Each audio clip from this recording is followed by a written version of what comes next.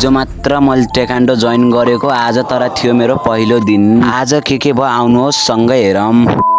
हे WhatsApp guys, welcome to my mini blog. स्कुलदेखि आएँ, छिट्टै तयार भएँ अनि सिधै टेक्वान्डो सिक्न हिँडेँ। मनमा अलिकता खेल्ने मन पनि गरिरहेको थियो र अलिकता डर पनि लागिरहेको थियो।